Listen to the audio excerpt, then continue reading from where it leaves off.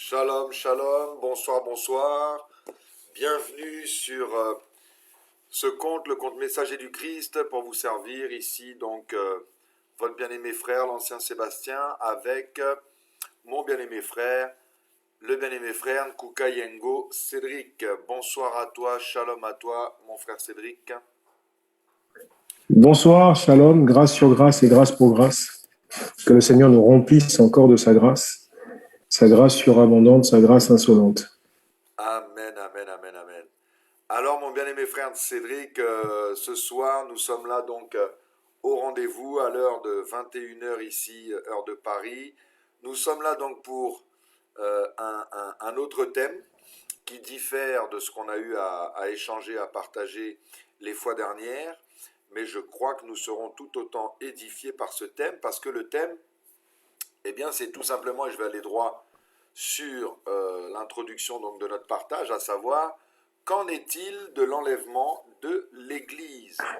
Alors je crois que tu vas nous donner un peu, nous caractériser qu'est-ce que c'est justement cette affaire de l'enlèvement de l'Église, les conséquences, la temporalité, c'est-à-dire situer dans le temps ce fameux enlèvement de l'Église. Et donc je crois que toutes celles et ceux qui vont se connecter, bonsoir à vous déjà. Merci de votre soutien, de votre connexion. Ne manquez pas de partager, si vous le pouvez. Et bien évidemment, de pouvoir nous accompagner durant ce partage, même à l'écrit, si vous le souhaitez. Donc, frère Cédric, je vais te laisser la parole. Et j'aimerais simplement que tu puisses commencer par ce que tu as à nous dire concernant donc l'enlèvement de l'Église. Et puis tu dis à la forme interrogative, mais qu'en est-il par rapport à l'enlèvement de l'Église? Donc, on veut savoir ce soir, frère Cédric, oui, qu'en est-il de l'enlèvement de l'Église? C'est quand, c'est pour quand, c'est pourquoi, c'est comment, de quelle manière, en tout cas, à la lumière des Écritures, je suis certain que tu vas pouvoir donner des éléments de réponse et pouvoir nous éclairer aussi. Bien-aimé frère Cédric. Merci pour l'invitation de nouveau. C'est probablement, pardon, la dernière invitation du mois et peut-être de l'année.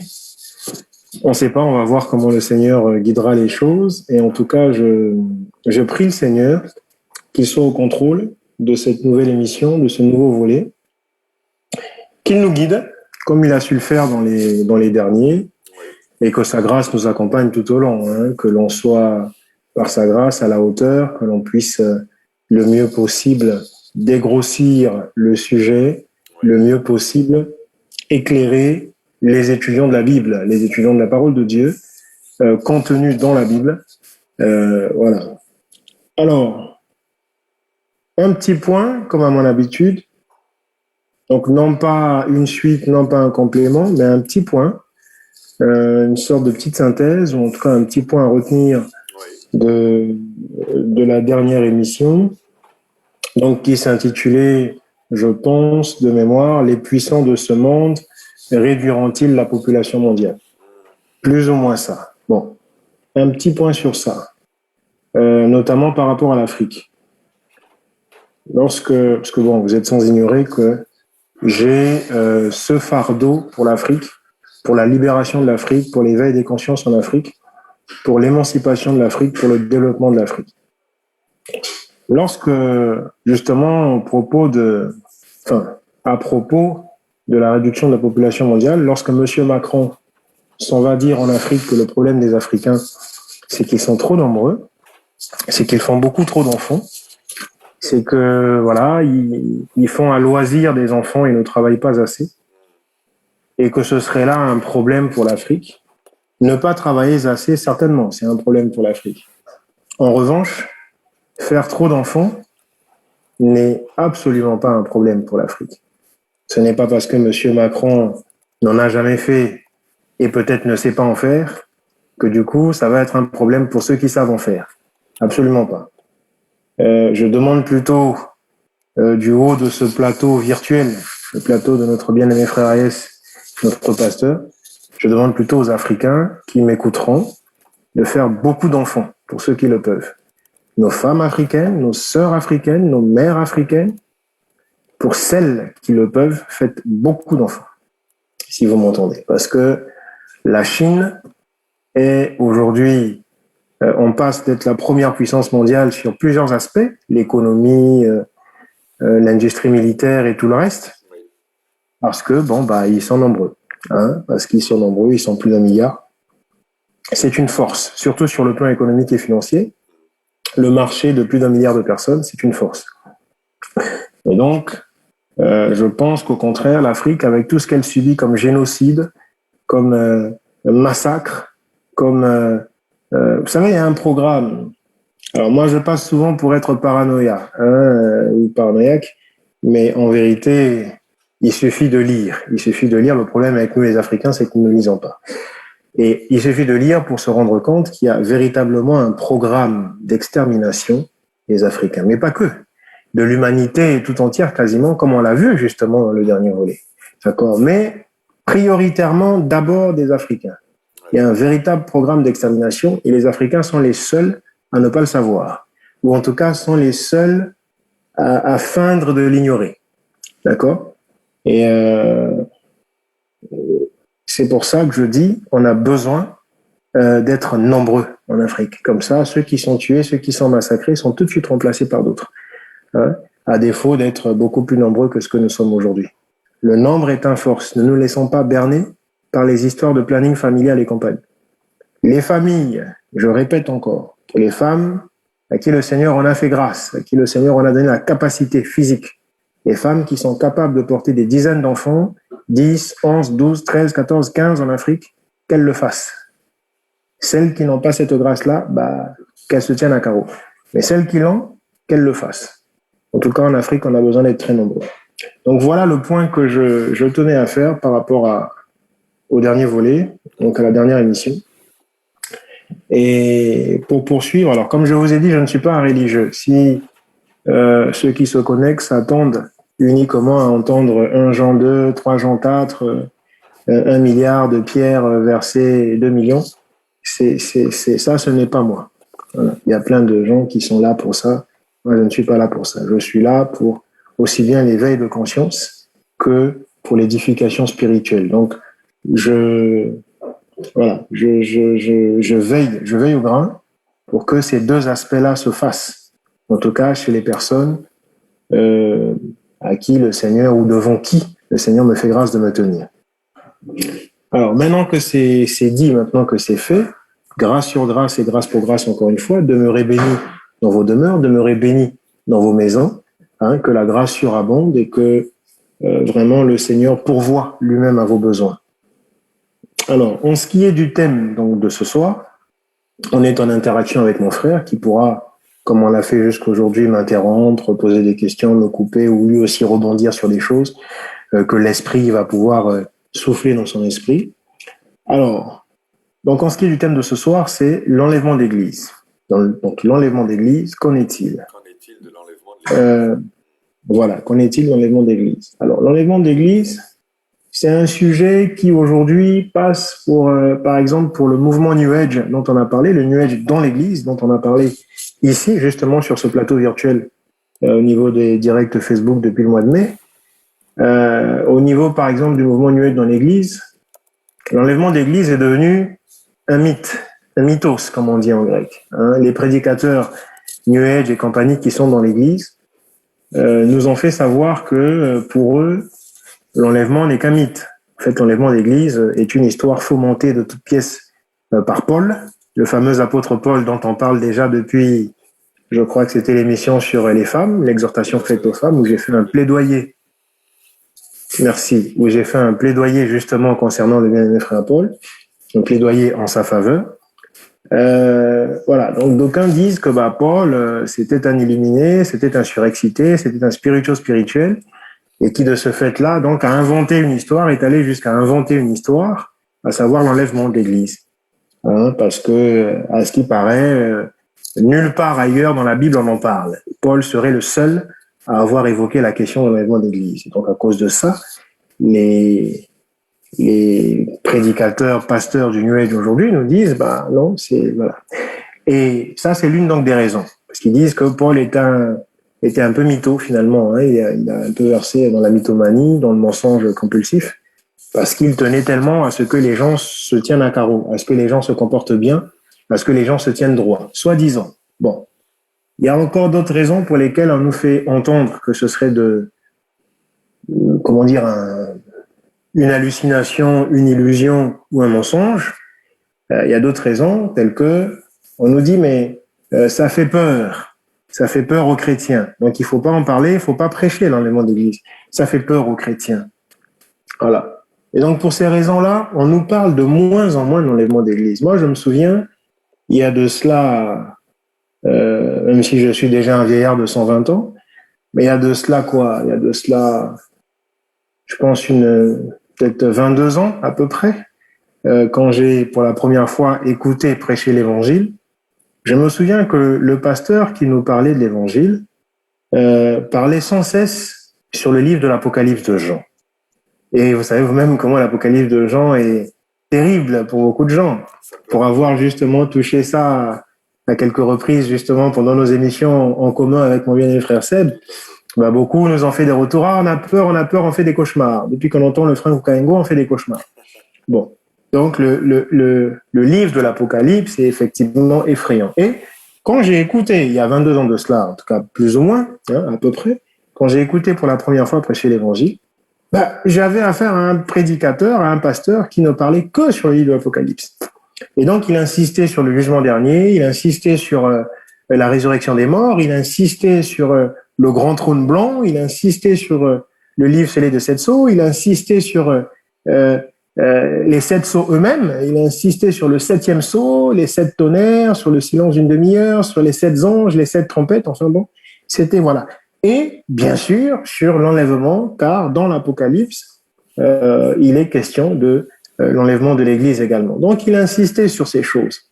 Et c'était courant pour nous d'entendre parler d'enlèvement d'Église, ce qui, hélas, n'est plus le cas aujourd'hui. Aujourd'hui, il y a des chrétiens qui ont 15 ans, 20 ans d'église, ou 5 ans, 10 ans, et qui n'ont jamais entendu parler d'enlèvement d'église, pour qui ce serait plutôt du Star Trek ou du Dark Vador, enfin du, comment on dit, de la guerre des étoiles ou le Seigneur des Anneaux, par exemple. Alors que c'est un sujet ô combien important pour nous chrétiens, cette affaire de l'enlèvement d'église, c'est ô combien important parce que on va s'apercevoir, à mesure que l'on avancera dans l'échange, on va s'apercevoir que, en fait, les prédications que nous faisons, les prédications que font les Éphésiens 4, c'est-à-dire le comme docteur, le comme pasteur, le comme évangéliste, le comme prophète, le comme apôtre, les prédications que font tous ces gens-là, dans nos chapelles ou là, par exemple, sur Internet, etc., sur les réseaux Internet, eh ben, c'est pour nous préparer, justement, à l'enlèvement. En fait, le but de l'Éphésiens 4, c'est-à-dire le but du comme pasteur, du comme apôtre, du comme prophète, du comme docteur, du comme, etc., etc., le but de ces gens-là, c'est de nous préparer, l'Église, à l'enlèvement de l'Église, à la rencontre de l'époux, aux noces de l'époux, de nous préparer afin que les noces viennent nous trouver sans tache ni ride, ni rien de semblable. Que les noces viennent nous trouver dans l'état de virginité, dans l'état de pureté. Donc toute prédication aujourd'hui qui ne vise pas à la préparation des chrétiens à l'enlèvement, eh ben, ça n'est donc pas l'évangile qui est prêché. Et ce n'est donc pas un Éphésiens 4 qui est en train de nous prêcher. Non seulement il ne prêche pas l'évangile, mais qui plus est, il n'est pas un Éphésiens 4, celui-là qui est en train de prêcher. Et autre chose, avant qu'on entre les deux pieds joints vraiment dans le cœur du thème, dans le vif du thème, j'ai échangé avec un bien-aimé, là aujourd'hui, le bien-aimé frère Loïc. On était en train d'échanger et le frère m'a dit un truc qui m'a beaucoup touché. Un truc dont j'avais conscience, mais que je ne formulais peut-être pas. Que je ne formulais pas oralement. J'avais peut-être conscience intérieurement. Et lui, il m'a aidé à formuler ça, que le Seigneur le bénisse. C'est qu'il m'a fait remarquer ceci. Il m'a dit,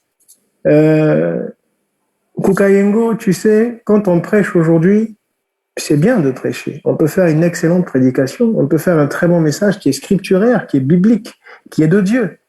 Mais si le but derrière, non, pas le but, il dit le fruit. Si le fruit derrière que ça produit chez ceux qui écoutent, en tout cas, chez les élus, parmi ceux qui écoutent, si le fruit n'est pas bon, c'est que notre prédication n'a servi à rien et a été vaine. C'est qu'on a même eu tort de prêcher. On a même eu tort d'enseigner. Donc il dit, moi je ne me contente plus de voir si un enseignement est bon ou pas. Le bien frère Loïc me dit, je m'intéresse à voir le fruit que ça produit en moi quand j'écoute une prédication. Et donc on parlait d'une prédication qu'on avait écoutée tous les deux, lui et moi. Il dit, cette prédication-là a produit en moi l'humilité. Il dit, et à cela, je sais que Dieu était derrière cette prédication. Dieu était à l'intérieur de cette prédication. Dieu était avec cette prédication et Dieu était véritablement la parole de cette prédication. Parce que ça a produit en moi un bon fruit, à savoir l'humilité. Donc effectivement, aujourd'hui, quand on prêche, le but c'est que, déjà que ça nous prépare pour l'enlèvement d'église, dont on va parler profondément tout à l'heure, mais cette préparation se fait par le fait que la prédication doit produire en nous un bon fruit. Ce bon fruit, ce peut être l'humilité. Ce bon fruit, ce peut être le fait de réaliser combien Dieu est amour. Ce peut être le fait de réaliser combien Dieu est grand. Ce peut être le fait de réaliser combien Dieu m'a aimé. Ce peut être le fait de réaliser que finalement, si je vis, c'est pour lui être agréable. C'est pour lui témoigner ma reconnaissance de ce qu'il a fait à la croix. Si je vis, c'est pour lui témoigner ma reconnaissance de ce qu'il m'a appelé, de ce qu'il m'a élu au-delà de l'appel. Il m'a élu, de ce qu'il m'a justifié et de ce qu'il me fait aujourd'hui ressembler à lui-même. Bref. Donc voilà un peu, c'est aussi des choses que je tenais à partager avec vous ce soir. Et le Seigneur m'en fait grâce puisque j'ai réussi à le faire. Est-ce que, mon bien-aimé frère Sébastien, tu peux prendre la lecture dans 1 Thessaloniciens chapitre 4, s'il te plaît? Oui. 1 Thessaloniciens chapitre 4, à partir du verset, je vais te dire ça tout de suite, à partir du verset 13. Alors, 1 Thessaloniciens chapitre 4, à partir du verset 13, la Bible nous dit, « Nous ne voulons pas, frères et sœurs, que vous soyez dans l'ignorance au sujet de ceux qui sont morts, afin que vous ne soyez pas dans la tristesse comme les autres, qui n'ont pas d'espérance. En effet, si nous croyons que Jésus est mort et qu'il est ressuscité, nous croyons aussi que Dieu ramènera par Jésus et avec lui ceux qui sont morts. » Non, vas-y. Oui, vas-y. Non, je te dirai quand tu devras t'arrêter. Voici ce que nous vous déclarons d'après la parole du Seigneur. Nous les vivants, restés pour le retour du Seigneur, nous ne devancerons pas ceux qui sont morts. En effet, le Seigneur lui-même a un signal donné, à la voix d'un archange et au son de la trompette de Dieu, descendra du ciel, et ceux qui sont morts en Christ ressusciteront d'abord. Ensuite, nous qui serons encore en vie, nous serons tous ensemble enlevés avec eux sur des nuées à la rencontre du Seigneur dans les airs. Et ainsi nous serons toujours avec le Seigneur. Encouragez-vous donc les uns les autres par ces paroles. Tu peux reprendre le 17.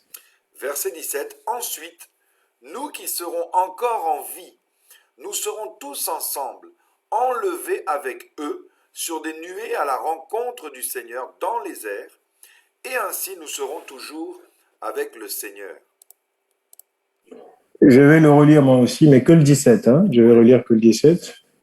Et je vais le lire avec une façon que j'ai apprise récemment, d'une manière très lente. C'est ce que je fais déjà depuis qu'on a commencé ces émissions. J'essaie de lire d'une manière très lente. Donc le verset 17. Ensuite, nous, les vivants, qui serons restés, nous serons tous ensemble enlevés avec eux sur des nuées, à la rencontre du Seigneur dans les airs. Et ainsi, nous serons toujours avec le Seigneur. Consolez-vous donc les uns les autres par ces paroles. Alors déjà, moi je ne comprends pas comment on nous dit que c'est des paroles de frayeur, des paroles cauchemardesques qui vont nous empêcher de dormir, qui vont nous rendre insomniaques, alors que c'est plutôt des paroles de consolation, si l'on considère ce que dit le bien-aimé frère Paul. Puisqu'il dit, consolez-vous donc les uns les autres par ces paroles. Tu as quoi, toi, dans ta version, s'il te plaît? Alors, pour le verset 18? Consolez-vous donc, encouragez-vous les uns les autres par ces paroles. Voilà. Alors, moi, je ne comprends pas qu'on puisse s'encourager par quelque chose de cauchemardesque, par quelque chose qui rend insomniaque. Ça n'encourage pas, ça, ce qui rend insomniaque. Bref. Donc ici, on voit bien que Paul est en train de dire qu'effectivement, c'est une parole de consolation. C'est une parole d'encouragement. Yes. Parce que l'Église, voyez-vous, en termes d'allégorie, l'Église est comparée à une épouse. L'Église est comparée à une épouse qui doit aller à la rencontre de son époux. Et le fait que l'épouse aille à la rencontre de son époux, c'est là l'enlèvement de l'Église. Le fait que l'épouse aille aux noces, c'est là l'enlèvement de l'Église. Les noces, c'est la célébration du mariage. Depuis quand sur cette terre, une célébration de mariage a-t-elle déjà été quelque chose de cauchemardesque? Quelque chose qui va nous effrayer, de terroristes, qui va nous terroriser.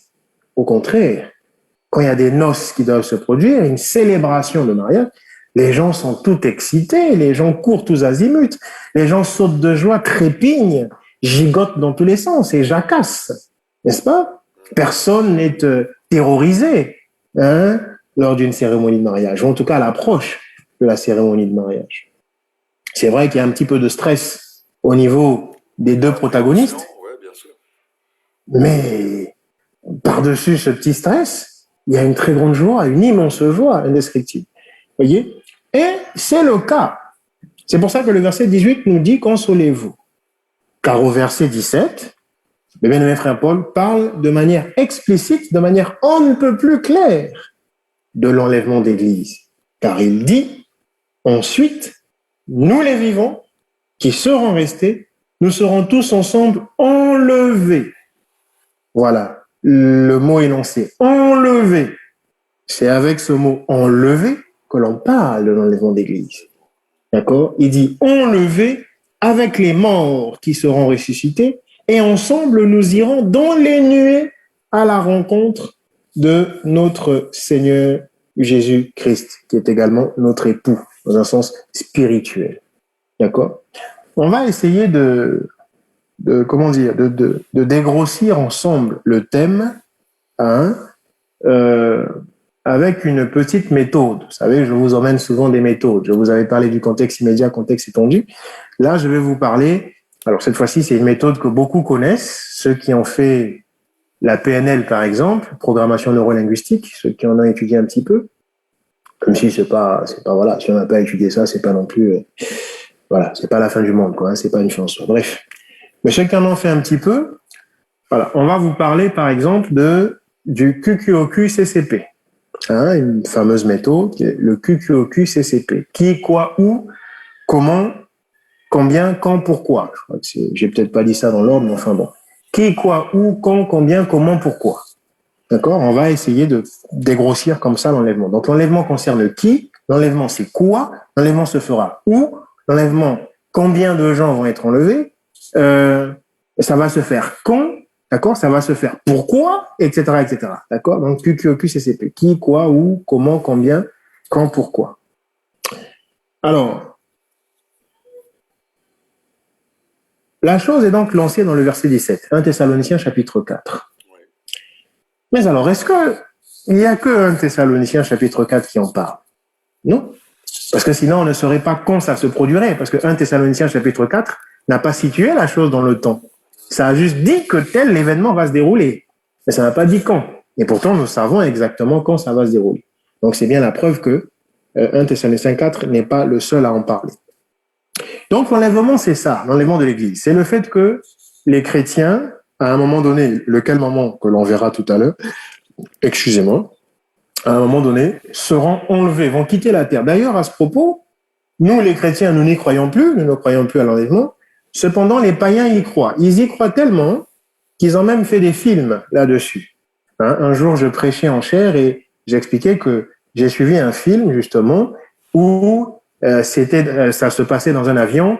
Donc, il y a le pilote qui a disparu, il y a des passagers qui ont disparu, les vêtements sont restés, etc. Bon, alors, est-ce que le véritable enlèvement d'église, les vêtements resteront? Je n'en sais rien. Est-ce que, voilà. Mais toujours est-il que, voilà, ce film a parlé de ça.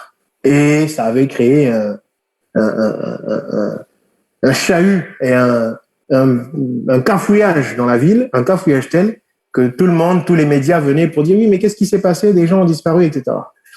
Et à côté de ça, il y a d'ailleurs un enlèvement aussi satanique qui va se dérouler certainement avec le New Age, je pense, qui nous prépare des choses comme ça. Le diable étant un plagieur professionnel. Ils nous ont fait aussi des séries, que ce soit sur Netflix, que ce soit sur autre chose. Ils nous ont fait des séries où on parle, voilà, des gens qui auraient été enlevés, qui auraient disparu par les extraterrestres et qui seraient revenus avec des super pouvoirs. Vous voyez sans doute ce genre de série, vous voyez sans doute de quel genre de série je peux parler ici.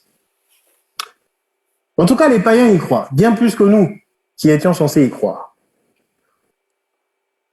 L'enlèvement ne concerne pas tous les chrétiens. Et déjà, par chrétien ici, je ne parle même pas des réprouvés, parce qu'il y a une chose que nous devons savoir, c'est que dans nos églises, on se dit tous chrétiens.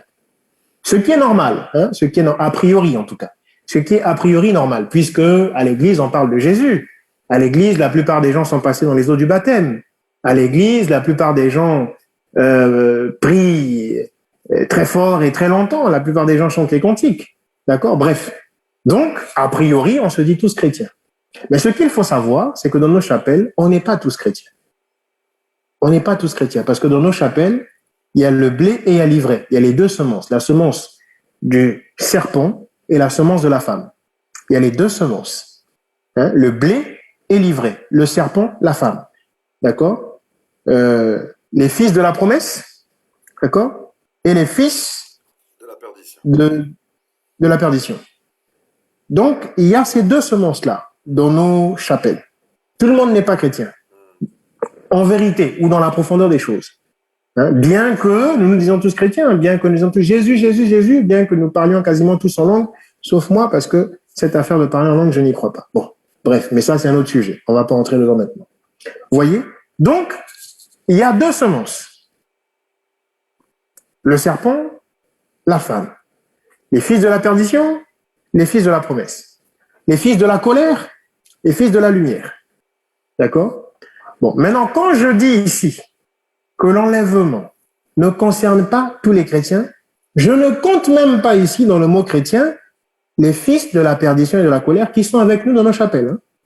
Cela, il est évident, quand on a l'enseignement biblique, on sait tout de suite que ceux-là ne sont pas concernés. D'accord? Mais même parmi ceux qui sont véritablement les fils de la promesse, les fils de lumière, les fils d'adoption, les fils du rachat de notre Seigneur, même parmi ceux-là, il y a deux catégories. C'est-à-dire parmi les élus, parce qu'il y a les élus et les réprouvés. Les élus, c'est ceux qui sont dans le royaume de Dieu. Les réprouvés, c'est ceux qui sont dans le royaume des ténèbres. D'accord? Mais qui sont là dans nos chapelles et tout. Et puis, bon, il y a aussi les païens qui sont au dehors, qui viennent pas dans nos chapelles. Eux aussi, parmi eux, il y a les réprouvés, bien entendu. Si déjà on a dans nos chapelles, à plus forte raison, au dehors. Bref. Mais parmi les élus, ici, je ne vais parler que des élus. Je ne parle pas des réprouvés. Eux, ils n'ont rien à voir avec l'enlèvement, rien à voir avec le royaume de Dieu. Même s'ils polluent dans nos chapelles. Bref, encore une fois. Donc, parmi les élus, qui sont tous sauvés, tous les élus sont sauvés. Voilà, ça, c'est aussi un autre point qu'il est important de savoir pour comprendre quand j'avancerai dans le partage. Tous les élus de Dieu sont sauvés. Il n'y a pas un seul élu qui n'est pas sauvé. Mais pourtant, parmi tous ces élus-là, qui pourtant sont tous sauvés, il y a deux catégories d'élus. Il y a deux catégories de sauvés en Jésus-Christ. Il y a une catégorie de sauvés qui va aller à l'enlèvement, de l'Église, dont on parle maintenant, il y a une autre catégorie qui ratera l'enlèvement de l'Église. Ils sont sauvés malgré tout, mais ils rateront l'enlèvement de l'Église et ils passeront par la grande tribulation. Oui, ils se feront massacrer, ils se feront trucider, ils se feront torturer comme du temps de la soi-disant Sainte Inquisition. Ils se feront massacrer, ils seront tués par les forces de l'Antichrist. Mais après qu'ils aient été tués, les anges viendront les prendre et ils iront dans la gloire. On va voir tout ça tout à l'heure, d'accord? Mais là, déjà, j'énonce pour poser le décor, parce qu'il faut que ce soit clair déjà pour chacun. Il ne faut pas qu'on aille sur des fausses bases. Donc, vous voyez déjà que ici, je suis en train de dire, en fin de compte, que l'enlèvement, très peu vont y aller. Ça ne concerne pas tous les élus de Dieu. Ça ne concerne pas tous ceux qui sont sauvés en Jésus-Christ. Non, c'est faux. Très peu vont y aller. Ça, c'est un point. On peut même dire que c'est un premier point. Et en fin de compte, je suis également déjà en train de dire d'entrée que l'enlèvement va se dérouler avant la grande tribulation, pour ceux qui s'intéressent, parce que dans certains milieux chrétiens dit savants ici, il faut le mettre entre guillemets, dans certains milieux chrétiens dit savants, donc parmi ceux qui se revendiquent enseignants de la parole, pasteurs, prophètes, docteurs, enseignants et compagnie, il y a un débat qui passionne là-bas, c'est l'enlèvement avant ou après la grande tribulation. Pourtant, en fin de compte, c'est pas si déterminant que ça, en fin de compte. Mais on verra tout ça dans la parole, la position de la Bible, d'accord? Donc, l'enlèvement ne concerne pas tous les élus de Dieu. L'enlèvement se fera avant la grande tribulation, pour ceux que ça passionne, de savoir si c'est avant ou après. Ça se fera avant la grande tribulation. Il y a une catégorie, troisième point, il y a une catégorie d'élus de Dieu, bien qu'étant sauvés, qui passeront par la grande tribulation. Donc, il y a une partie de l'Église qui va connaître la grande tribulation, qui vivra les méfaits de l'Antichrist, d'accord? D'où j'interpelle encore tous ceux qui, lorsqu'on parle de la période qui concerne l'Antichrist, enfin, qui concerne le règne de l'Antichrist, tous ceux qui disent, mais ça ne concerne pas l'Église. Pourquoi on nous parle de cette période? La période de la grande tribulation. Ça ne concerne pas l'Église. L'Église sera déjà enlevée. Et c'est pas tout à fait vrai. Ça concerne l'Église. Puisqu'il y a une bonne partie de l'Église qui passera par la grande tribulation, qui connaîtra le règne de l'Antichrist. D'accord? Et puis, le quatrième point, qu'est-ce que je peux dire? Ma foi, ces trois points-là sont déjà pas mal. D'accord? Alors, l'enlèvement. Est-ce qu'il n'y a que dans 1 Thessaloniciens 4,16 qu'on en parle? Absolument pas. On en parle dans l'ombre, on en parle... l'ombre, c'est l'Ancien Testament, pour ceux qui ne sont pas accoutumés à ce langage. On en parle dans l'ombre, on en parle dans la réalité. La réalité, c'est le Nouveau Testament, d'accord? En tout cas, c'est ce que vous appelez le Nouveau Testament. Bon. Donc, on en parle dans l'ombre, on en parle dans la réalité. Dans l'ombre, où est-ce qu'on parle de ces choses? Dans l'ombre, où est-ce qu'on parle de ces choses? On parle de ces choses de manière préfigurative, de manière typologique. De manière typologique. Par exemple, si je prends le cas de Lot, avant que Sodome et Gomorrhe ne soient frappés par le Seigneur Jésus-Christ, qui n'est autre que l'Éternel des armées, le Dieu que l'on appelle aussi Yahweh dans la Bible, avant que Sodome et Gomorrhe ne soient frappés par le Seigneur Jésus-Christ, il a fallu que Lot et sa famille sortent de Sodome et Gomorrhe, soient sauvés de la frappe qui allait sévir contre Sodome et Gomorrhe, soient sauvés de l'attaque divine, si je puis dire, la destruction divine qui allait prévaloir sur Sodome et Gomorrhe. On a d'abord sorti Lot. Le fait de sortir Lot, c'est l'image de l'enlèvement d'Église. Ça s'appelle la typologie. Prendre des exemples historiques qui ont eu lieu dans l'ombre, c'est-à-dire dans l'Ancien Testament, et les faire corroborer finalement avec ce que nous voyons dans la réalité, c'est-à-dire dans le Nouveau Testament. Ça s'appelle la typologie, enseigné de cette façon-là. Donc, par cette typologie de Lot, on peut déjà voir que la Bible parle de l'enlèvement. Mais est-ce suffisant? Non, ce n'est pas suffisant. Par quel autre exemple je puis prendre? Par le déluge, l'exemple du déluge, qui est aussi ici une typologie de l'enlèvement de l'Église. D'accord? avant que la sanction, comment dire, le verdict de la colère de Dieu, avant que le courroux, que la colère de Dieu ne s'abatte contre la terre habitée en ce temps-là, à savoir le déluge, avant que le déluge ne s'abatte, il a fallu que Noé et sa famille, comme c'était le cas de Lot et sa famille, là aussi c'est Noé et sa famille qui entrent dans l'arche. Il a fallu que Noé et sa famille entrent dans l'arche. Tant qu'ils n'étaient pas entrés dans l'arche, le déluge ne pouvait pas tomber. Mais une fois que Dieu a dit maintenant entrez dans l'arche, car le temps est venu pour le déluge de tomber. Dès qu'ils sont entrés dans l'arche, la porte s'est fermée derrière eux, et alors, et enfin le déluge est arrivé. Donc, Noé et sa famille ont d'abord été enlevés de la terre. Comme Lot, sa femme et ses 3 filles avaient d'abord été enlevés de Sodome et Gomorrhe. L'image de l'enlèvement. Et là, Noé est d'abord enlevé de la terre ferme pour être caché dans l'arche. Vous voyez? C'est l'image de l'enlèvement. Il est enlevé de la terre ferme et il est caché dans l'arche. Ce parler que je suis en train d'usiter, dont je fais usage maintenant, s'appelle la typologie. D'accord? Et on peut aussi le voir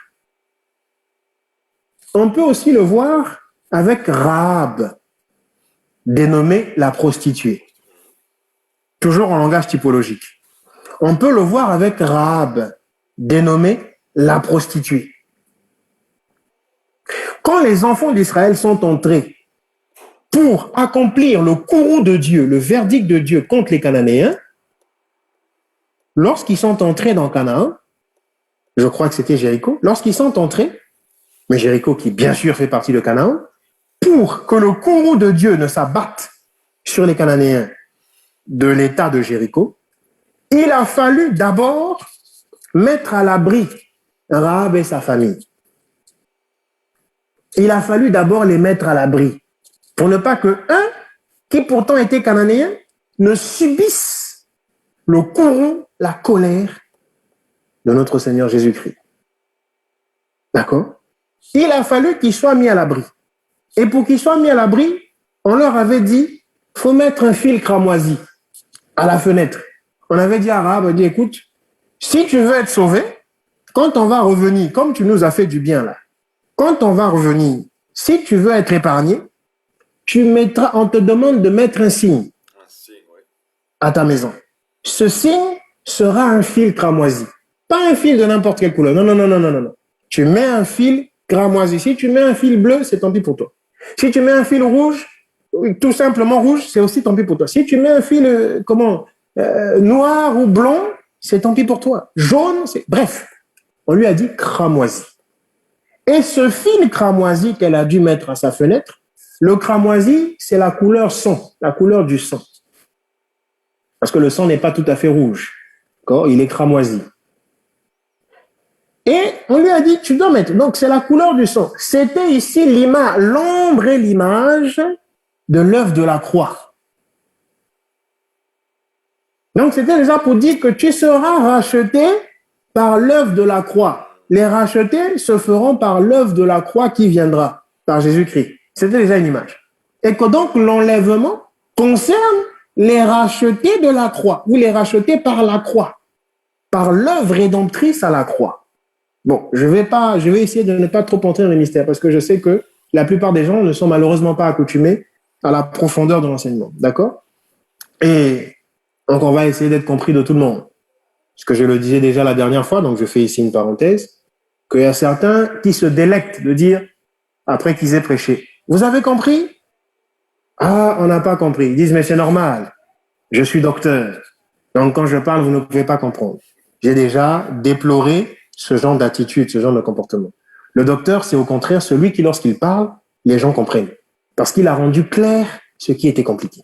Il a rendu simple ce qui était compliqué. Et comme le dit l'adage, le docteur doit comprendre lui-même ce qu'il dit. Et ce qui se conçoit bien s'énonce clairement. Ce qui se comprend bien s'explique aisément. C'est ça le travail du docteur. C'est pas de lire des trucs et puis il est tout content que personne n'ait rien compris. Bref. Donc, je vais essayer de faire avec le niveau que vous avez, d'accord? Voilà un petit peu l'enlèvement qui est décrit, qui est parlé dans l'ombre, c'est-à-dire dans l'Ancien Testament. On peut aussi prendre, cette fois-ci, ça n'est plus tant que ça dans la typologie, c'est dans un langage beaucoup plus clair, beaucoup plus simple. On va prendre Zacharie 14. Alors je devrais peut-être l'allumer ici, parce que je commence à avoir de l'obscurité. On va prendre Zacharie 14. Alors si j'arrive à trouver ça, bien sûr. Parce que justement, les livres de l'ombre, là, avec les Bibles que nous avons, pour les trouver, c'est pas forcément...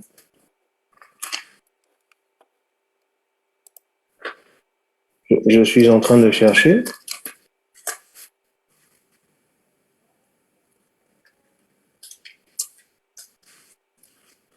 On va prendre Zacharie chapitre 14.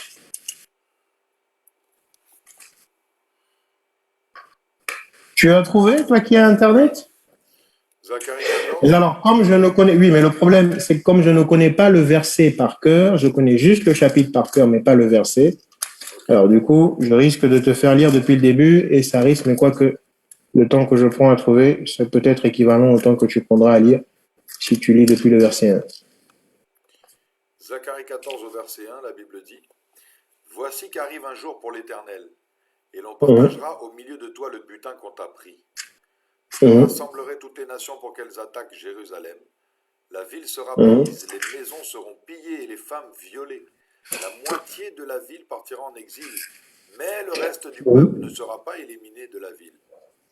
L'Éternel sortira et combattra contre ces nations, comme il combat le jour de la bataille. Ses pieds se poseront ce jour-là sur le mont des Oliviers, qui est vis-à-vis de Jérusalem du côté est. Le mont des Oliviers se fendra par le milieu. Attends, tu peux... Oui. Attends, parce que j'y suis... Attends.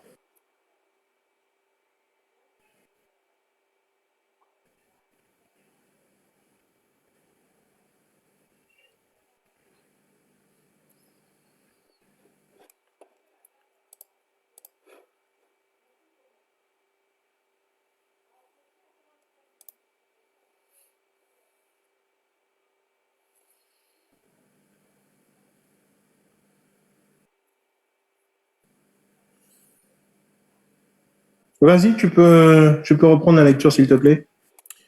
Alors, Zacharie 14, donc, je reprends à partir du verset 4. « Ses pieds se poseront ce jour-là sur le mont des Oliviers, qui est vis-à-vis de Jérusalem du côté est. Le mont des Oliviers se fendra par le milieu, d'est en ouest, et une très grande vallée se formera. Une moitié de la montagne reculera vers le nord, et une moitié vers le sud. Vous fuirez alors la vallée de mes montagnes, car la vallée des montagnes s'étendra jusqu'à Hatzel. Vous fuirez comme vous avez fui devant le tremblement de terre, lors du règne d'Ozias sur Juda. L'Éternel mon Dieu viendra avec tous les saints. Ce jour-là, il... Ah oui, voilà, c'est ce verset-là. Est-ce que tu peux le reprendre, s'il te plaît? Alors, le verset 5. Oui. Vous fuirez alors la vallée de mes montagnes, car la vallée des montagnes s'étendra jusqu'à Hatzel. Vous fuirez comme vous avez fui devant le tremblement de terre, lors du règne d'Ozias sur Juda. L'Éternel, mon Dieu, viendra avec tous les saints. Ce jour-là, tous ces saints avec lui. Oui. D'accord. Un petit instant, je reviens. Je vais mettre un petit peu de lumière. Je t'en prie.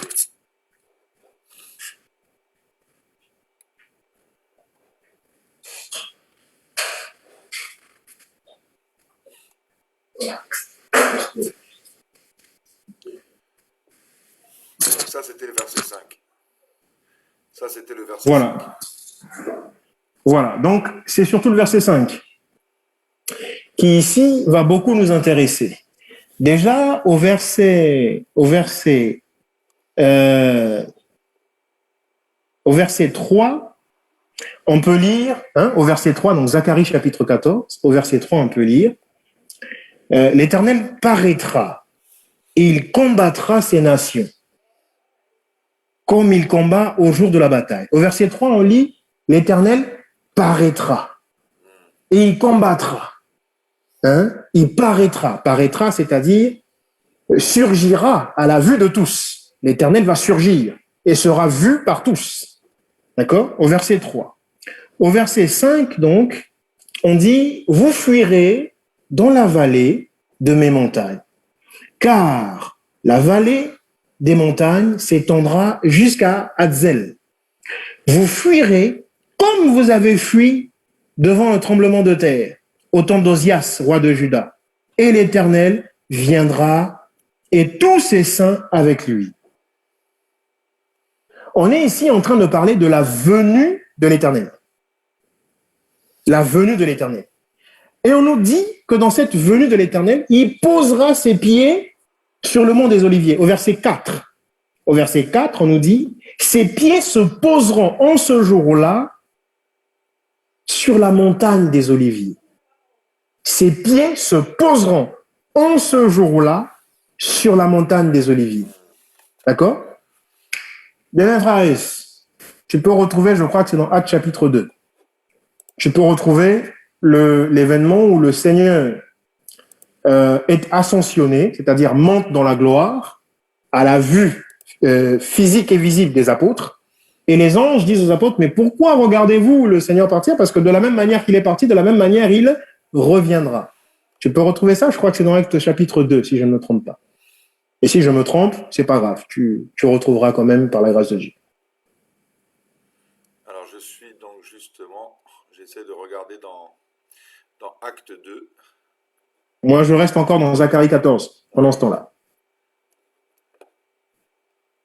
Il y a beaucoup de pépites à ce niveau. Beaucoup de, pas que des pépites, beaucoup de lingots, je dirais, des lingots d'or. L'or spirituel. Qui est le véritable or. D'ailleurs, en passant. Tu peux voir avec Dr Google. Hein? Là, j'ai toi qui as la vue sur... vers le verset 40 là-bas, mais je ne vois pas justement le passage qui parle de la... C'est ce que tu es en train de me dire. Alors, tu me disais, par rapport au verset... Vois avec le Dr Google, oui. On dit, mais de la même manière qu'il est monté, il descendra. Juste avec cette phrase, le Dr Google va nous aider à retrouver la référence. Alors moi, j'ai beaucoup de défauts. Et parmi les défauts, j'ai ce vilain défaut de connaître les textes, mais sans retenir le livre, le chapitre, le verset, etc. J'ai ce vilain défaut. Je n'ai pas la grâce, comme quelques-uns, de retenir 1 Jean, chapitre 1 million, verset 300 000, etc.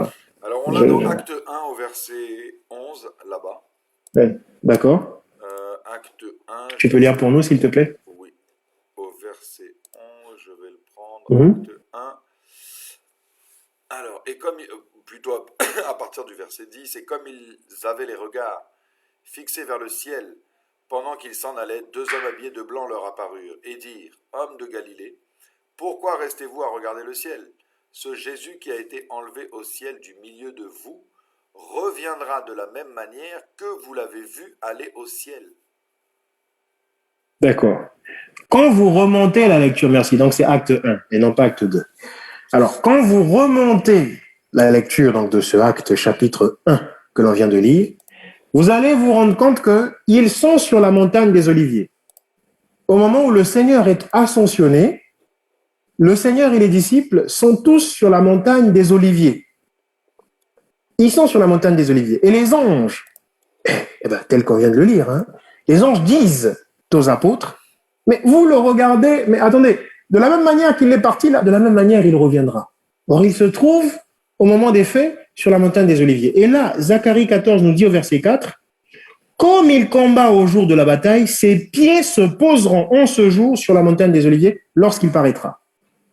Donc, pour nous dire qu'ici, l'Éternel dont parle Zacharie 14 ici, c'est le Seigneur Jésus-Christ. Voilà. Le Seigneur Jésus-Christ, quand il viendra, ici on nous dit, il posera ses pieds sur la montagne des Oliviers. Mais acte 1 le confirme, car il a été ascensionné à partir de la montagne des Oliviers et les anges ont témoigné en disant, il va revenir de la même manière, c'est-à-dire au même endroit, donc sur la montagne des Oliviers. D'accord? Mais quand il va revenir, le verset 5 nous dit que l'Éternel, mon Dieu, viendra et tous ses saints avec lui. Quand il va revenir sur la montagne des Oliviers à Jérusalem, en tant que roi d'Israël et donc par conséquent roi de la terre également, pour cette nouvelle dispensation qui aura lieu, eh bien, il reviendra avec ses saints. Mais qui sont ces saints-là? Qui sont les saints avec qui il reviendra? Dont parle Zacharie 14, verset 5. Qui sont ces saints-là? Eh bien, les saints, ce sont ceux qui seront allés à l'enlèvement. Ceux qui seront allés à l'enlèvement. C'est ceux-là qui, après les noces, parce qu'on va à l'enlèvement célébrer les noces, comme on va le voir tout à l'heure dans Matthieu chapitre 25. D'accord? Et donc, après les noces, ils vont revenir avec l'époux. L'épouse reviendra avec l'époux. Donc, de manière implicite ou tacite, ou un peu sous-jacente, de manière sous-jacente, j'y arrive, Zacharie 14 nous parle ici de l'enlèvement. Parce que ne reviendront avec le Seigneur que les saints qui seront allés à l'enlèvement. Donc déjà, quand ça parle du retour de ces saints, c'est que ces saints auront entre-temps quitté la terre pour se retrouver au ciel avec le Seigneur, de façon à ce qu'ils reviennent. C'est qu'entre-temps, ils auront quitté la terre. Ils seront allés dans la gloire avec le Seigneur. Puis ensuite, ils reviendront. Donc, de manière sous-jacente, Zacharie 14, du verset 1 au verset 5, nous parle de l'enlèvement de l'Église. Et là, ça n'est plus typologique. Ça n'est plus dans une figure. Ça n'est plus dans une ombre. Non, même si on est toujours dans l'ombre, c'est-à-dire dans l'Ancien Testament. Mais néanmoins, là, c'est maintenant textuel. Simplement, c'est sous-jacent, je vous l'accorde. Mais ça y est, par déduction, ça y est, par déduction mathématique ou par déduction rationnelle. D'accord?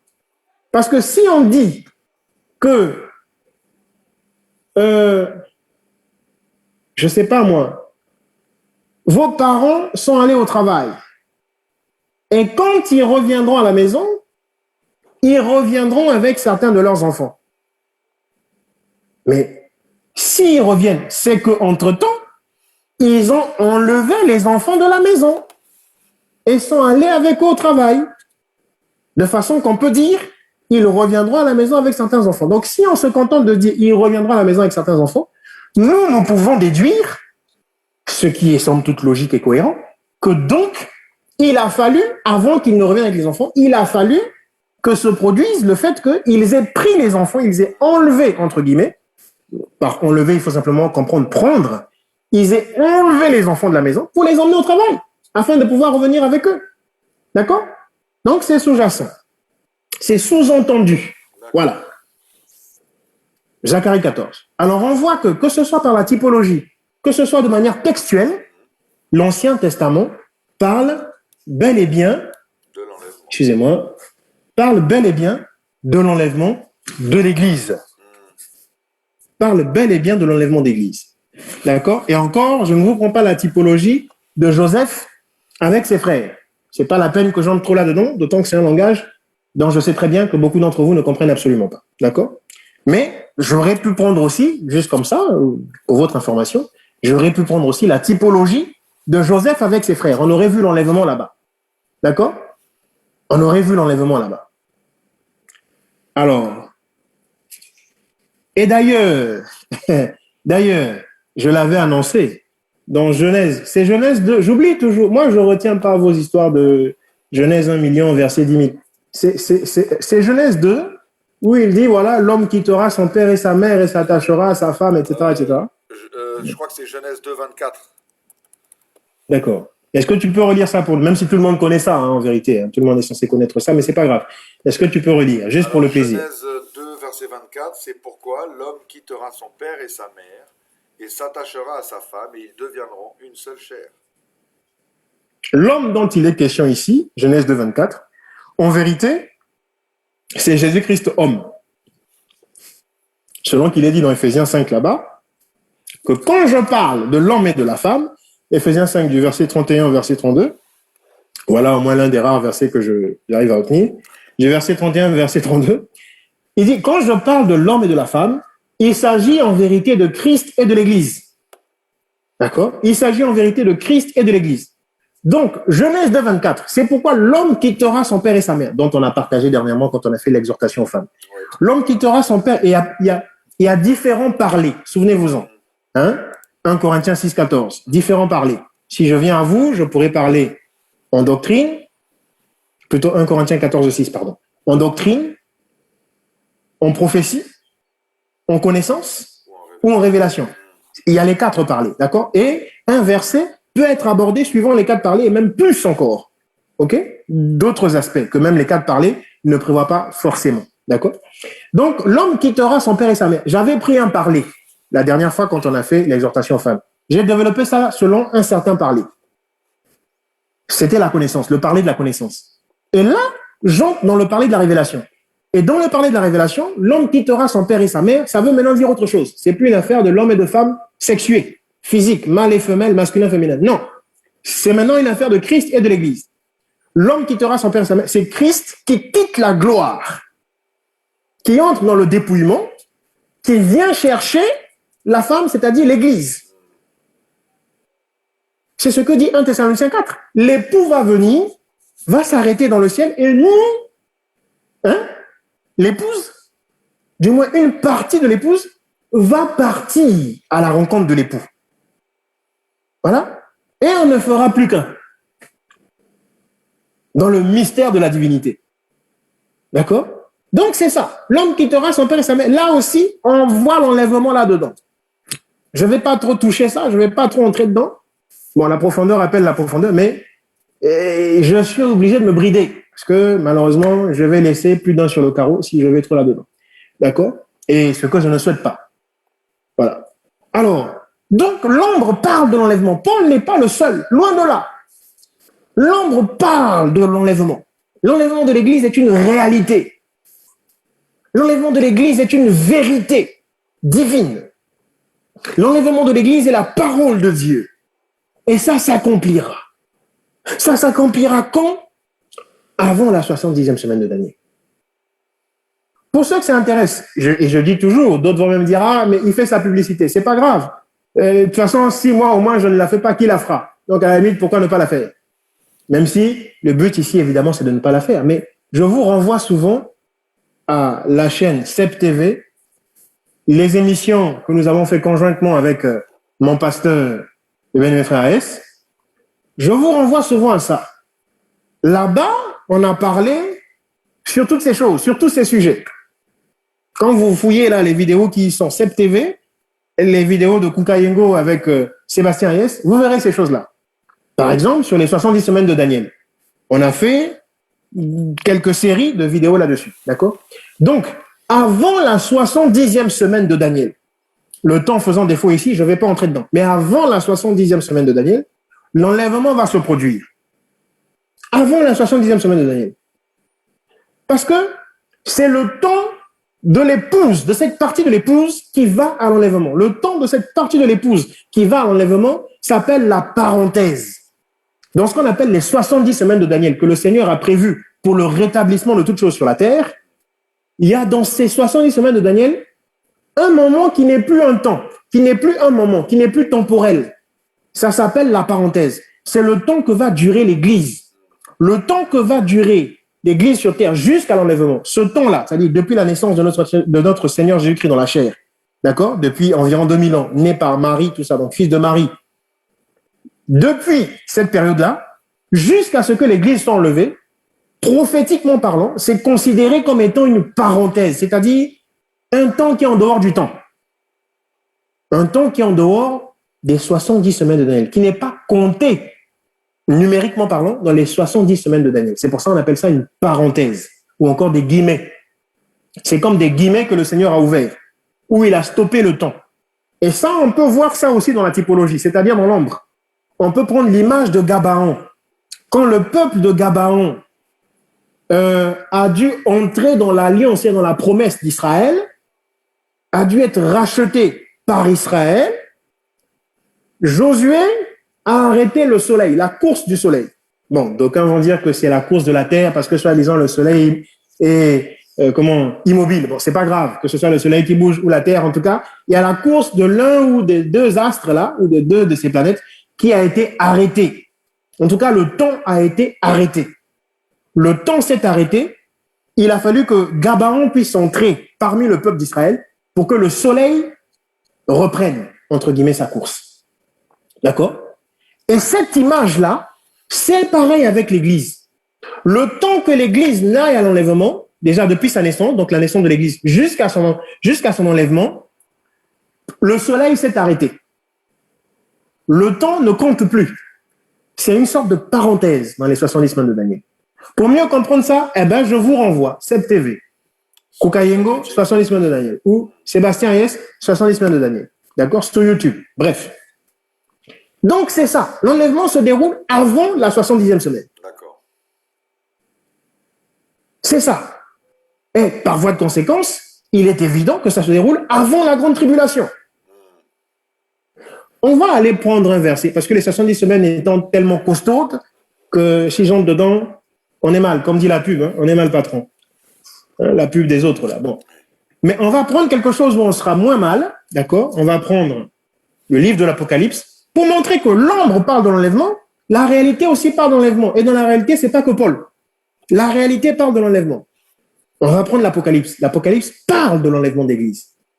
D'accord? On va prendre Apocalypse chapitre 12. Est-ce que tu peux lire ça, bien-aimé frère, s'il te plaît, pour nous? Prends à partir... Bon, comme je ne retiens pas les versets, tu sais, j'ai pas cette grâce-là. Prends à partir du verset 1, c'est pas grave.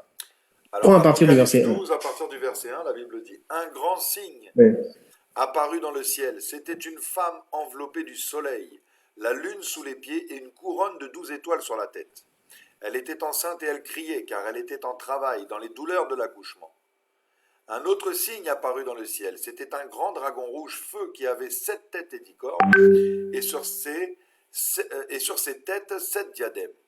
Sa queue entraîna le tiers des étoiles du ciel et les jeta sur la terre. Le dragon se plaça devant la femme qui allait accoucher, afin de dévorer son enfant dès qu'il serait né. Elle mit au monde un fils, un enfant mâle qui doit diriger toutes les nations avec un sceptre de fer. Et son enfant fut enlevé vers Dieu et vers son trône. Quant à la femme, elle s'enfuit dans le désert, où Dieu lui avait préparé une place, afin d'y être nourrie pendant 1260 jours. Il y eut alors une bataille dans le ciel.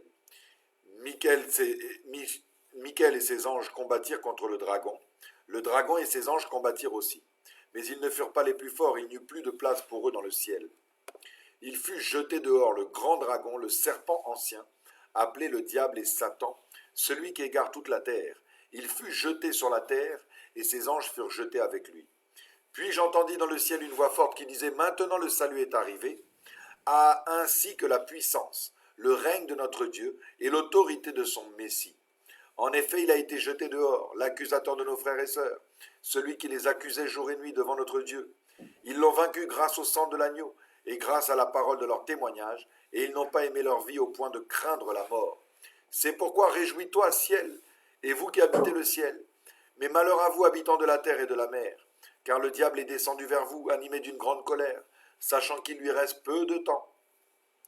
Quand le dragon vit qu'il avait été précipité sur la terre, il poursuivit la femme qui avait mis au monde l'enfant mâle. Mais les 2 ailes du grand aigle furent données à la femme, afin qu'elle s'envole au désert, vers l'endroit où elle doit être nourrie un temps, des temps, et la moitié d'un temps, loin du serpent. Alors le serpent vomit de sa gueule comme un fleuve d'eau derrière la femme, afin qu'elle soit entraînée par le courant. Mais la terre secourut la femme. Elle s'ouvrit et engloutit le fleuve que le dragon avait lancé de sa gueule. Furieux contre la femme, le dragon s'en alla faire la guerre au reste de sa descendance, à ceux qui respectent les commandements de Dieu et qui gardent le témoignage de Jésus. Et je me tins sur le sable de la mer. Le dragon s'en alla faire la guerre au reste de la femme, à ceux qui gardent le commandement de notre Seigneur Jésus-Christ. Cette femme-là a enfanté un fils mâle. Et le fils mâle a été enlevé. Tu peux relire le verset qui parle de l'enlèvement du fils mâle? Alors, si tu le retrouves.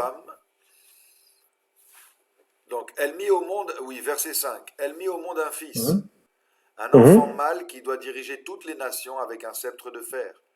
Et son enfant fut enlevé vers Dieu et vers son trône. Là, son enfant fut enlevé. enlevé là, enlèvement. L'enfant fut enlevé, enlevé égale enlèvement. Enlèvement. L'enfant fut enlevé, enfin l'enfant. Le fils, c'est pas l'enfant, parce que les termes ici doivent être respectés. Il y a une très grande signification dans la nuance des termes. Le fils est enlevé. Il est enlevé vers le trône de Dieu. Et après que le fils eut été enlevé, la femme est envoyée au désert, où elle est nourrie pendant un temps et la moitié d'un temps. Et après que le dragon soit descendu sur terre, où les anges ont dit malheur à la terre parce que le dragon est descendu, l'accusateur de nos frères, il est très énervé, il est dans le courroux, alors malheur, etc. Le dragon s'en va maintenant combattre le reste de la femme. Le reste de la femme. Et le fameux reste, c'est celui que tu parlais tout à l'heure. Ah. Qui va connaître la tribulation et la grande tribulation, les 3 ans et demi, 3 ans et demi. Voilà. Vous voyez? Donc tout est écrit. Simplement, c'est écrit en symbole. C'est écrit en énigme. Il faut avoir plusieurs Mais lectures, c'est écrit. comme tu nous dis. Comment? Il faut avoir plusieurs lectures selon, comme tu disais, les langages des Écritures, comment les Écritures parlent. Comment les Écritures parlent? Le langage de Dieu est parabolique. La Bible, ça n'est pas le Coran. Où le Coran prétend, il dit, moi je suis simple, je suis écrit dans des termes simples, tout le monde peut me comprendre. Même si ensuite il se contredit en disant, non, non, finalement, Allah seul peut me comprendre. Bref. La Bible, ce n'est pas, je ne sais pas quoi d'autre, les livres de Shakespeare ou les livres de Dambisa Moyo ou de Amadou Ampateba. Non. De Sonny Laboutonsi et compagnie. Non, non, non, non, non. La Bible est écrite en énigme. C'est bourré d'énigmes. Si on veut juste se contenter de lire ce qui est écrit, puis de dire, c'est écrit, c'est écrit, c'est écrit, on va se perdre. C'est pourquoi il est dit, la lettre tue. Mais l'esprit de la lettre donne la vie. L'esprit de la lettre, c'est la révélation. La lettre tue. Parce que tu vas lire que l'autre a fait ceci avec ses filles. Toi, tu vas te dire, bon, moi aussi avec mes filles. Non, non, non. La lettre tue. C'est la révélation. Il faut aller chercher la révélation. Bref. Donc, le fils mâle qui est enlevé ici, c'est la catégorie de chrétiens qui va, d'élus de Dieu, qui va à l'enlèvement. Beaucoup de pasteurs nous ont dit, c'est Jésus, le fils mâle, c'est Jésus. Bon, peut-être que dans un certain parler, c'est Jésus. Je ne sais pas. Je n'ai pas eu cette connaissance-là, moi. Je n'ai pas eu cette révélation. Moi, je ne prêche que ce dont j'ai moi-même eu la conviction dans le cœur, de ce dont j'ai moi-même eu la révélation. Et je n'ai pas eu cette révélation-là.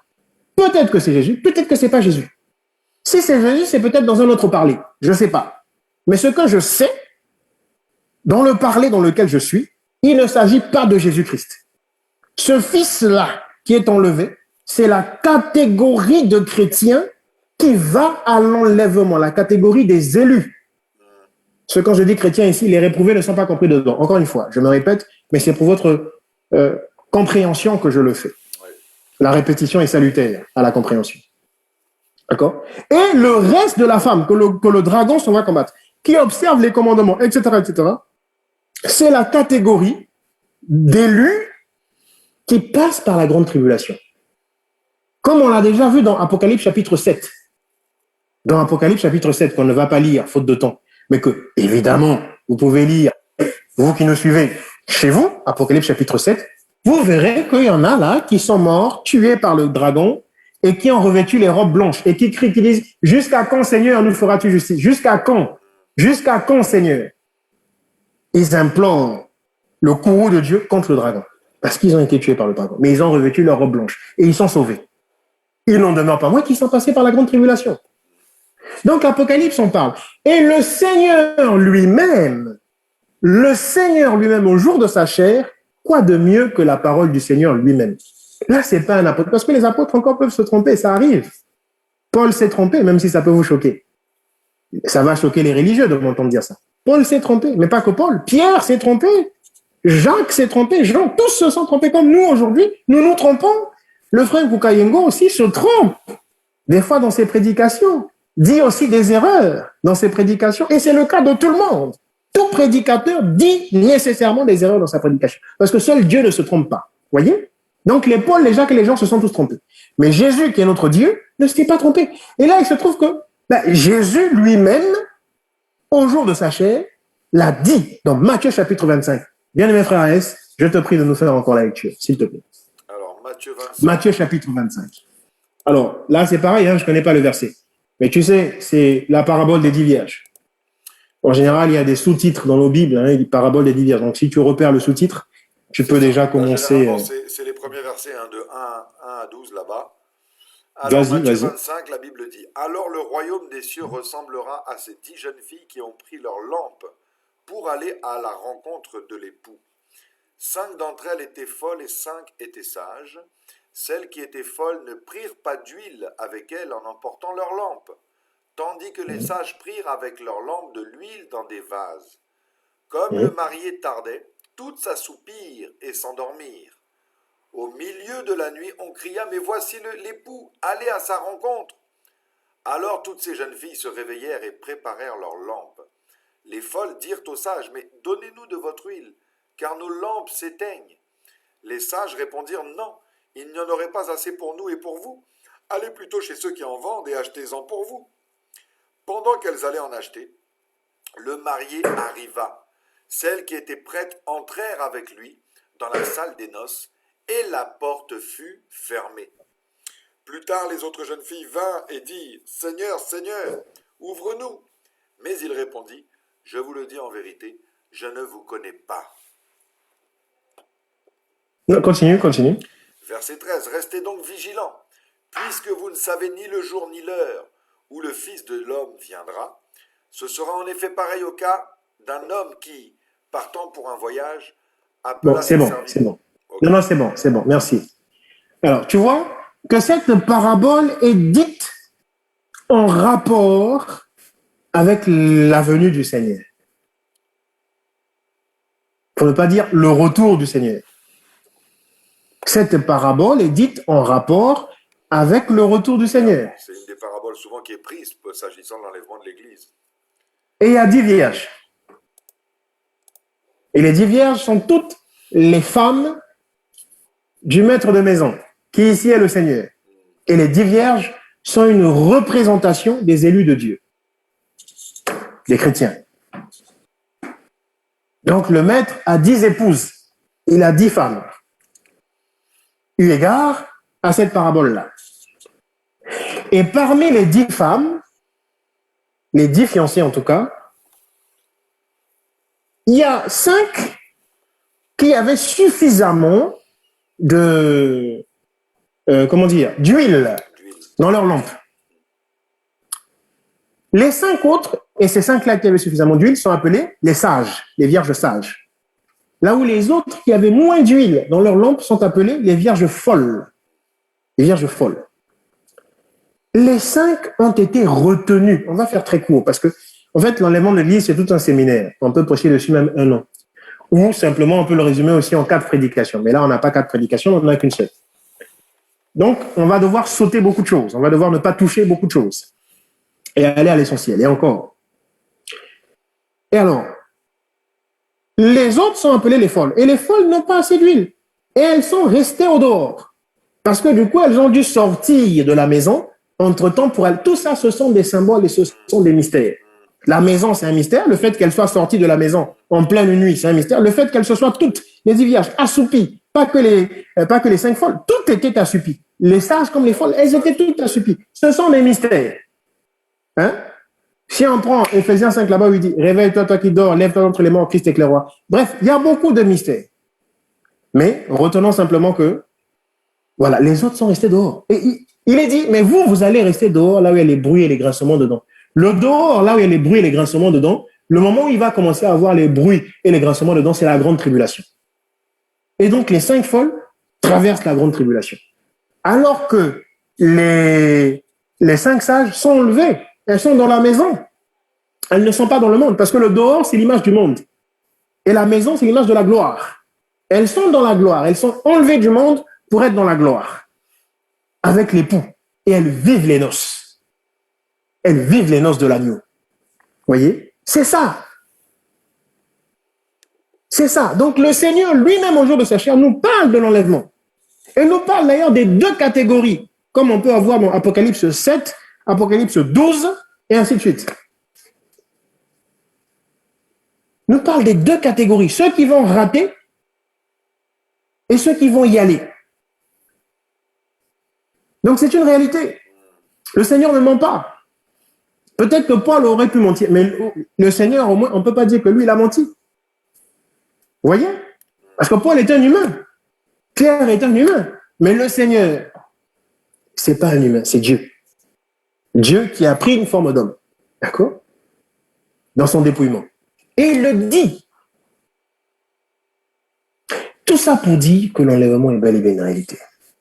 Que l'enlèvement se déroulera. Et ceux qui vont y aller, justement, lesquels? Parce que QQQCCP, qui, quoi, où, comment, quand, combien, pourquoi? Ceux qui vont y aller, c'est ceux qui auront gardé l'huile. Ah, c'est ceux dont l'huile ne va pas tarir. L'huile ne va pas sécher. C'est ceux-là, uniquement, qui vont à l'enlèvement. Et ils sont un petit nombre. Ils sont un petit nombre. Parce que ceux-là, on va revenir encore sur l'amour, c'est ceux qui auront gardé l'amour du commandement de Dieu. Mais quel est le commandement? Aimez-vous les uns les autres comme moi je vous ai aimé. Parce que toute la loi est accomplie dans ce commandement-là. Toute la loi. C'est pourquoi 1 Corinthiens 13 va dire, je parlerai les langues, je prêcherai des mystères, je ressusciterai les morts, je lèverai les paralytiques, je chasserai les démons, je ferai des prodiges, des miracles en tout genre. Hein? Je quitterai même le sol et je me lèverai, ce que quelques-uns appellent la lévitation. Je passerai même à travers les murs par la puissance de Jésus-Christ. Mais si je n'ai pas l'amour, je ne suis rien. Et le Seigneur va dire là-bas lui-même, parce que 1 Corinthiens 13, c'est Paul, inspiré par l'Esprit. Mais le Seigneur lui-même, aujourd'hui, Sacha va dire, quand le Fils de l'homme, il dit, enfin, pas quand le Fils de l'homme, il dit, mais dans les derniers jours, l'amour du plus grand nombre se refroidira. Et c'est ceux-là chez qui l'amour se sera refroidi. C'est l'image ici du tarissement de l'huile, ce refroidissement de l'amour. C'est l'image du tarissement de l'huile, l'huile qui tarit. Et ce sont les folles, chez qui l'huile aura tari. Et ceux-là et celles-là, dans les grincements dedans, au dehors, pas dans la gloire, qui est la maison, mais au dehors, l'extérieur de la maison, qui, pour le cas d'espèce ici, représente la grande tribulation. D'accord. La grande tribulation. L'huile, c'est l'esprit. C'est l'image de l'esprit. Mais l'esprit, de quelle manière? L'esprit dans le fruit de l'esprit. Galates 5, 22. Or, le fruit de l'esprit de Galates 5, 22, c'est quoi? C'est l'amour. Quand on vous dit la patience, la bénignité, la bienveillance, la douceur, toutes ces choses, la tempérance, la fidélité, ou la foi, ou toutes ces choses. Et si tu as l'amour, tu as tout ça. Si tu as l'amour de Dieu, tu as tout ça. Donc, le fruit, c'est l'amour. Et à l'intérieur du fruit, c'est pourquoi il n'y a qu'un seul fruit, il n'y a pas plusieurs fruits. Il n'y a qu'un seul fruit. Là encore, il faudrait que j'explique, mais bon, on va se perdre, on va s'éloigner du sujet. Il n'y a qu'un seul fruit. Galates 5, 22 ne parle que d'un seul fruit. Les gens disent souvent les 9 fruits. Non. Les soi-disant 9 fruits sont contenus dans un seul fruit. Ce sont 9 couches. Hein? Comme vous savez, les peaux de l'orange. Voilà. Ce sont 9 couches d'un seul fruit. Et ce seul fruit, c'est l'amour. Parce qu'on nous parle d'ailleurs dans la Bible, le fruit de l'esprit. Voilà. Et le singulier. Mais il comprend, comme tu dis, tout ce que tu nous as dit tout à l'heure. Tu es révélé, frère. Parce que dans la Bible, l'orthographe compte pour beaucoup. J'ai par exemple souvent dit, il n'y a pas 4 évangiles. Souvent, vous entendrez les gens vous dire, les 4 évangiles nous disent, les 4 évangiles, ceci, cela. Non, il n'y a pas 4 évangiles, il y a un seul évangile. Pour la simple raison que le mot évangile n'a jamais été cité au pluriel dans les Écritures. Jamais au grand jamais. Ah ben là, c'est pareil. À chaque fois que quelque chose est au singulier ou au pluriel, ça a eu l'importance dans la compréhension qu'on en a des mystères. Le fruit ici étant au singulier, ce n'est pas anodin, ce n'est pas vain, ce n'est pas par hasard. Ce n'est pas oui, mais c'est juste comme ça. Ça aurait pu être aussi les fruits. Ça aurait été pareil que de dire le fruit. Non, c'est pas pareil. Et quand je parle de la grammaire pour comprendre les mystères de Dieu, je cite toujours cet exemple Paul va expliquer un grand mystère à partir de la grammaire. À partir de la grammaire, Paul va dire ceci. Il va dire, mais vous remarquerez qu'il n'a pas été dit « toutes les nations seront bénies en telle postérité », c'est-à-dire au pluriel, TES. En telle, adjectif possessif, en telle postérité comme ça, ils sont de plusieurs. Paul va dire non. Vous remarquerez qu'il n'a pas été dit en telle postérité comme ça, ils sont de plusieurs, mais en ta postérité comme ça, ils sont d'une seule. Et cette seule postérité, c'est Christ. Paul va donc nous expliquer que le fils ou la postérité dont il est question ici, dans la promesse faite à Abraham, c'est pas Isaac, c'est pas le peuple d'Israël, comme souvent les gens disent, oui, celui qui bénit Israël sera béni, celui qui maudit Israël sera maudit. Donc bénissons le peuple d'Israël. Non, parce que c'est en cette postérité que les nations de la terre sont... Non, Paul vient dire la postérité dont il était question, c'est Christ. Mais pour expliquer ça, il se base sur la grammaire, sur le fait que ça a été dit au singulier. Donc là, le fruit de l'esprit au singulier, ça revêt une importance capitale. Il y a un seul fruit, mes frères. Il n'y en a pas plusieurs. Parce que je devais paraphraser Paul, je veux dire, vous remarquerez qu'il n'a pas été dit les fruits comme ça, ils sont de plusieurs, mais il a été dit le fruit comme ça, ils sont d'un seul. Et ce fruit, ce seul fruit, c'est l'amour. C'est l'amour. C'est pourquoi il est dit, l'amour accomplit la loi. Si tu as l'amour de Dieu, la loi ne te concerne même plus parce que on ne va pas venir te dire tu ne tueras point, tu ne feras point ceci, tu ne feras pas cela, tu ne voleras point, tu ne feras point de mal en ton prochain, tu ne calomnieras point, tu ne feras point de faux témoignages, tu ne tiendras pas des propos méchants, etc. Non, parce que tu as l'amour. L'amour accomplit la loi. C'est ceux-là qui vont aller à l'enlèvement. Ceux dont l'amour n'aura pas tari. Parce que lui, c'est l'image de l'esprit. Mais quel esprit? Le fruit de l'esprit. Vous voyez? Donc, c'est cela. L'enlèvement, c'est cela.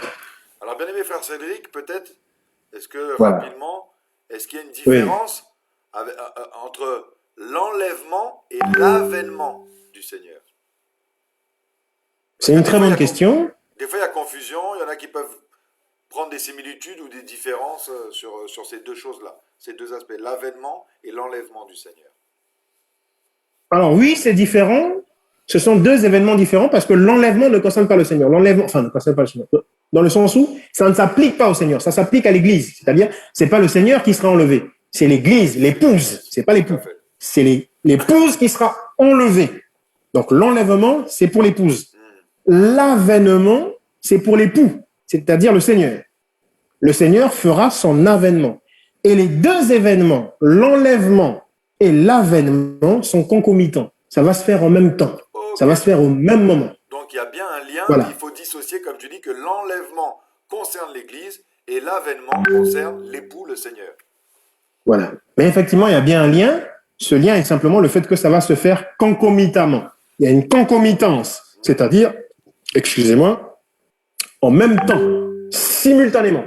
Voilà, les deux événements ont lieu. Alors, certains, je rebondis d'ailleurs sur ta question, certains me disent, mais pour aller à l'enlèvement, il faudra reconnaître le Seigneur, parce que le Seigneur va venir sur terre, bon, il va peut-être se promener dans un coin de la terre, puis il faudra le reconnaître. Non. Le Seigneur, à l'enlèvement, ne posera pas ses pieds sur la terre. Il posera ses pieds sur la terre, comme on a vu dans Acte 1 et dans Zacharie 14, lorsqu'il viendra régner en tant que fils de David à Jérusalem pour le règne millénium. Là, il va revenir avec ceux qui auront été enlevés. C'est à ce moment-là qu'il posera ses pieds sur terre, notamment sur la montagne des Oliviers qui se fondra en deux. D'accord? Ça, c'est au retour. Mais à l'avènement qui est concomitant avec l'enlèvement, à l'avènement, le Seigneur ne posera pas ses pieds sur le mont des Oliviers. Il ne posera pas ses pieds sur terre. Il restera, comme on a vu dans 1 Thessaloniciens 4, dans les nuées, dans le firmament. Il restera dans le firmament. Il ne descendra pas. Et donc, par conséquent, il n'y aura pas besoin de le reconnaître. On n'aura pas besoin de reconnaître le Seigneur, comme enseignent quelques-uns. Il n'y aura pas lieu de le reconnaître, puisqu'il ne va pas descendre sur la terre parmi les hommes. Il va s'arrêter dans les airs. Et il va, par une loi d'attraction, attirer à lui ceux qui doivent être enlevés. Et cette loi d'attraction,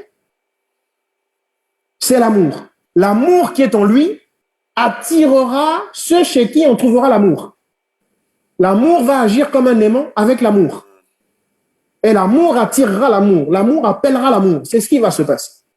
Si toi, tu as la haine, ton cœur est ténébreux et versé de haine, l'aimant qui est l'amour ne pourra pas t'attirer. Tu ne subiras pas cette loi de l'attraction qui va nous emmener dans les nuées. Voilà. C'est aussi la foi, cette loi d'attraction. C'est aussi bien l'amour que la foi, car la foi est dans l'amour. C'est la foi. Si toi, tu n'as pas cette foi, tu n'iras pas là-bas. Or déjà, pour avoir cette foi, encore faut-il qu'on t'enseigne cela. Mais aujourd'hui, au lieu de nous enseigner sur l'enlèvement, on nous enseigne sur le New Age. Le Kingdom Now. Et donc, le New Age prépare à autre chose, quoi. Ça prépare à autre chose, mais en tout cas, pas Mais ça prépare en tout cas à la réprobation éternelle. pas à l'enlèvement du Seigneur. Ça prépare au lac de feu. Ça prépare à la GN. Certainement pas les... voilà. Certainement pas. Et c'est le problème. Et quand on veut prêcher ça, on dit non, mais ça fait peur aux gens, ça va faire fuir les gens d'église, faut pas prêcher ça, les gens auront peur. Mais peur de quoi? On a vu ici, 1 Thessaloniciens 4, au verset 17, c'est un sujet de joie, c'est un sujet d'encouragement. Comment quelqu'un va avoir peur d'aller aux noces? Mais ça veut dire quoi cette affaire?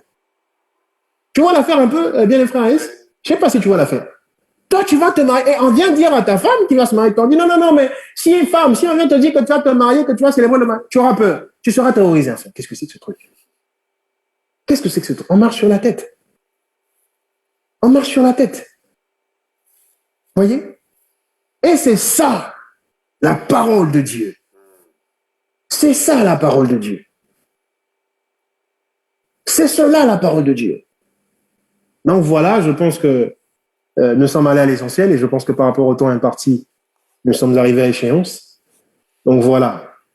En tout cas, on a été richement bénis. J'espère que celles et ceux qui nous suivent depuis maintenant, alors je regarde, mais ça va faire peut-être, oui, ça fait déjà à presque 1h30 que nous sommes ensemble. Merci en tout cas déjà de nous avoir supportés, d'avoir écouté attentivement le bien-aimé frère Cédric, qui nous bénit richement à chaque fois qu'il fait son passage avec nous. Et ici, j'espère qu'on a compris. De toute façon, vous pourrez regarder au-delà du direct, vous pourrez regarder en différé ce partage s'agissant de l'enlèvement de l'Église. Ici, le bien-aimé frère Nkouka nous a, je pense, alors c'est vrai, comme il l'a dit, hein, ça pourrait faire l'objet d'un séminaire mensuel, voire annuel, parce qu'il y a tellement de choses à dire, selon en plus les différents parlers des Écritures. Donc, on pourrait aller dans des enseignements très lourds, très profonds, très longs.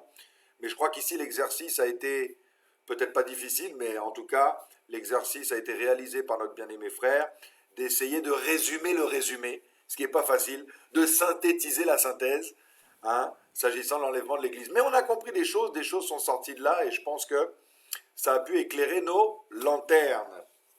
Et en tout cas aussi, peut-être aussi démystifier, à défaut des mauvaises interprétations sur le sujet, mais peut-être aussi démystifier, hein, comme il dit le bien-aimé frère, certains sont là pour faire apeurer, et souvent d'ailleurs le caractère eschatologique vient faire frémir, apeurer les gens, mais non, la manière dont on explique l'enlèvement de l'Église vient au contraire nous rassurer, nous qui sommes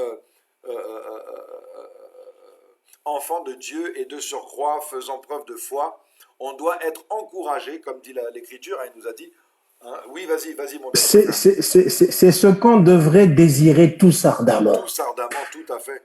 Parce qu'une fiancée qui est amoureuse de son fiancé ou une conjointe qui est amoureuse de son conjoint désire ardemment aller à la rencontre de son conjoint. Aller vivre ce grand jour. Aller vivre ce grand jour et pas le fuir ce grand jour. Ou vouloir qu'il soit remporté, ou vouloir qu'il disparaisse, que ce jour n'arrive jamais. Non, on doit, et oui. J'entendais même quelqu'un plaisanter là, je sais plus sur où, des fois je m'amuse quand j'ai un petit peu de temps, m'amuse à regarder un peu sur Internet, les réseaux et compagnie. Et il y avait un qui plaisantait, qui trouvait une femme tellement belle. Lui, là, c'était même pas encore sa femme, mais il l'a trouvée tellement belle. Il disait, attends, mais ça, c'est le genre de femme... Bon, d'après lui, bien sûr. Mais ça, c'est le genre, parce que lui, il mise que sur la beauté, en plus. Enfin bon. Il dit, ça, c'est le genre de femme où tu Tu vas même violer le feu rouge pour rentrer chez toi à la maison pour aller la retrouver. Tu vas violer le feu rouge pour aller simplement parce que tu as hâte d'aller la retrouver. Alors, voyez, si déjà il y a des plaisantins qui parlent ainsi sur des choses terrestres, Oui. à plus forte raison sur des choses spirituelles, mais on devrait désirer ardemment aller rencontrer notre époux. Oui. Ardemment. Or, cette rencontre avec l'époux, c'est l'enlèvement. L'homme quittera son père et sa mère et s'attachera à sa femme. C'est l'enlèvement. Et l'Éphésiens 4.11, le rôle de l'Éphésiens 4.11, c'est de préparer l'épouse À la à l'enlèvement. rencontre de l'époux. Que l'épouse soit trouvée belle, propre, sans tache, ni souillure, ni ride, ni rien de semblable. Que l'épouse soit trouvée dans sa virginité.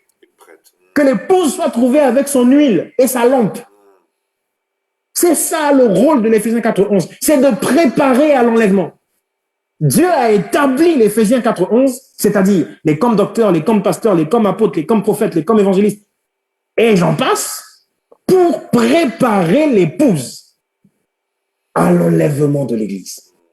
C'est le rôle fondamental de l'Éphésiens 4.11. Ouais, ouais, ouais. Et pourtant, on a dévoyé ce rôle. On a dévoyé cette vocation et on est devenu des coachs. Hein? On est tous devenus comme cette femme qui prétend être coach amande chic, hein, je sais pas quoi, qui dit ça crépite, le téléphone, ça crépite. Bref, tu vois, on est tous devenus des coachs. On a dévoyé le truc. On est tous devenus des coachs en développement personnel, on est tous devenus des coachs en leadership, on est tous devenus des coachs en management.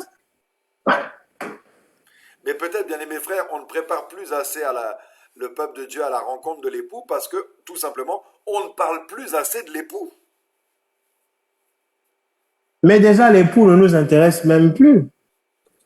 Les biens de l'époux nous intéressent. Les biens. Oui. Donc, les dons. Oui. Les donations, ce qu'il peut donner. La guérison, le mariage terrestre, les biens matériels, les véhicules, les ceci, les maisons, etc. Hein? Donc, les actifs, les unités de production. Voilà. Ça, là, ça nous intéresse. Le travail, les enfants, toutes ces choses. Ça nous intéresse. Mais ça, c'est les dons. Mais le donateur ne nous intéresse plus.